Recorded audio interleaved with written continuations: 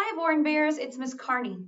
Today I'd like to talk to you about the size of instruments and how their size affects the way they sound. If you've been my kiddo in the past, you learned a little poem with me that goes like this. Big is low. Small is high. That'll be true till the day I die. It's true, guys. The bigger something is, the lower it's going to sound. And the smaller something is, the higher it's going to sound. So listen to the poem one more time. Big is low. Small is high. That'll be true till the day I die. Can you say it with me? Use a low voice when we start. Ready? Big is low. Small is high. That'll be true till the day I die. Now take a look at the xylophones that I have in front of me today. Look at the size difference. This one is much bigger, and this one is much smaller. So thinking about that poem, which one do you think is going to make the lower sound? Which one? It's this guy right here. That's right. Big is low. Listen to the way our xylophone sounds. It sounds really neat. Here are some pitches it could play.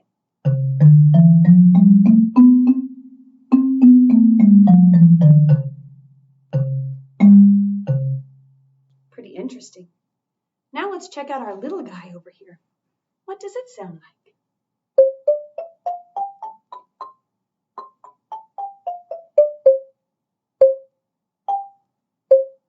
Isn't that neat?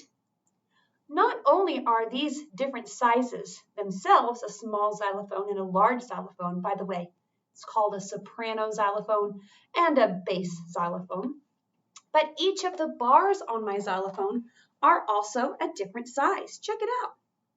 I'm going to actually turn it around where it's facing you the correct way. Look at the bars on my xylophone. Do you see my biggest one down here? And they get smaller as they go. So if I played starting on my biggest note and I go up, the notes are going to get higher, like this.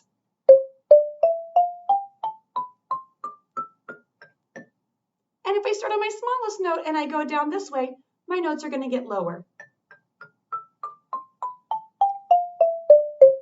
Very cool, huh? Well, I remember teaching you a little song in the last week or so that's called Autumn Leaves. And our song sounded something like this.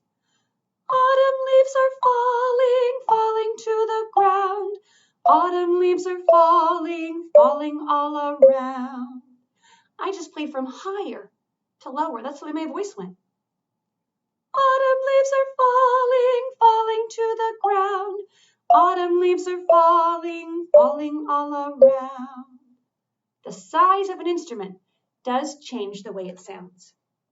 So guys, stay tuned while I show you a few more really cool instruments. And remember, big is low. And small is high. That'll be true till the day I die.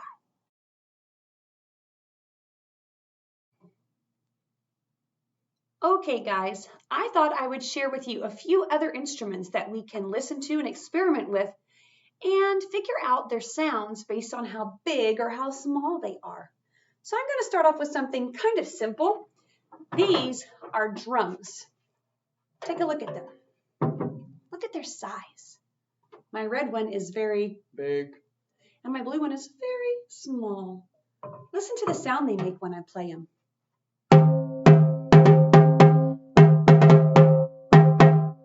That's a very low and deep sound.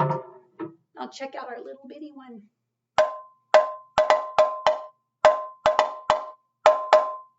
That's a higher sound. Here's our lower sound and our higher sound. Now, as I show you a few more instruments, you need to kind of make a guess in your mind which one is going to make the lower sound and which one will make a higher sound. So let's start with something kind of fun. These instruments are called guiros. I did not say weirdo. I said guiro with a G. Guiro. My guiros are two different sizes. They look like little frogs, don't they? Yeah. Look how cute he is. And look at this guy right here. Pretty interesting. Now remember our poem. Big is low. Small is high. That'll be true till the day I die. So look at our guiros. Which one's going to make the lowest sound? This guy or this guy? It is this one. He's the biggest. He's going to make the lowest sound. He kind of sounds like Papa Frog if he was playing music like this. Isn't that cool? He has a little wooden mallet that scrapes up the top of his back. See those ridges? It works best if you go from the bottom to the top. Kind of makes me think of the song on the radio. Every inch of you is perfect from the bottom to the top. I know that song. But he sounds best if you scrape this way. Ribbit. He'd be like Papa Frog saying, "Time to do your chores. Get home, little frog." And here's our little tiny one with my mallet from the bottom to the top.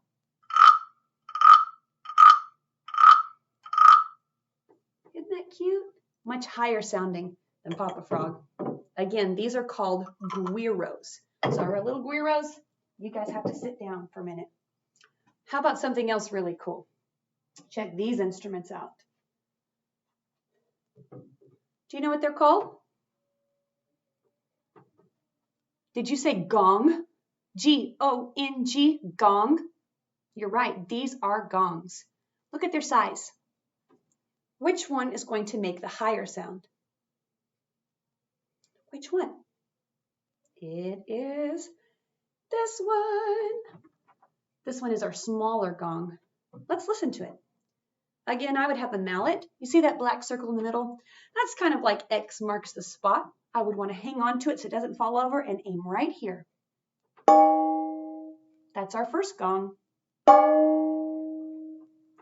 Now let's hear the bigger one. Same thing, I'm going to hold it at the top. I'm aiming right in the middle. Oh my goodness, did you hear that? Very nice and low sound. Here's our higher one again. And one more time, our low sound. How cool is that? I love the gongs. Now I have one more instrument, so let me put these little guys down.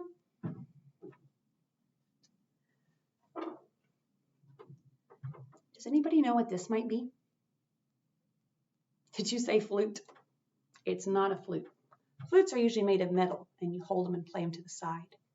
My instrument's made of plastic. It's called a recorder. Now check out my recorders. 1, 2, and 3. Oh my gosh, there are 3 different sizes. Take a look at them. Which one is going to make the lowest sound? This one. Why? Because it's the biggest. Which one will make the highest sound? It's this little guy right here. You're right. Would you like to hear them? Recorders are a lot of fun to play. Usually we learn to play them at our school when you're in 3rd and 4th grade. This year's a little bit different though. Take a look at my recorder.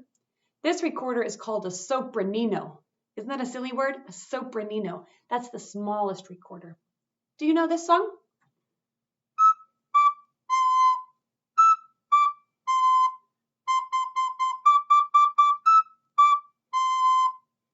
It's called Hot Cross Buns, and it's one of the most famous songs all beginner recorder players learn. There's my sopranino, my little bittiest one. Hopefully it won't roll off the piano while we're teaching. This is the one that most kids use in our school. It's called a soprano recorder. It's the medium-sized one and the ones you get to hear today. Here's that same song.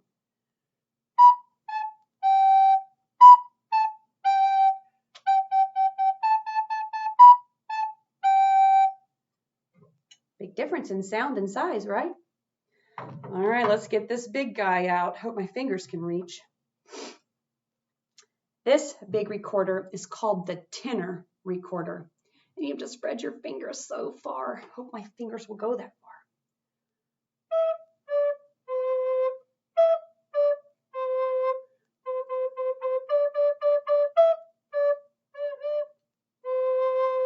I almost couldn't find that note. That was silly.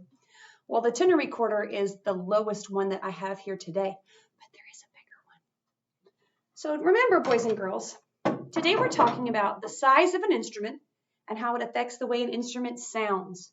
And our poem one more time goes, big is low, small is high. That'll be true till the day I die. But did you know there's one instrument that we cannot tell what the sound is going to be like from looking on the outside? And that instrument is our voice. You cannot look at the size of a person and determine what their voice is going to sound like just from looking at them. Because no matter how tall or small you are, we still can't see our vocal cords inside there. And guess what? The bigger your vocal cords are, the lower your voice will be. And the smaller your vocal cords, the higher your voice will be. Pretty interesting, isn't it? Well, I hope you enjoyed seeing all those cool instruments today. Hope that poem stays stuck in your head till I see you next time. Hope you have a great day. Bye, guys.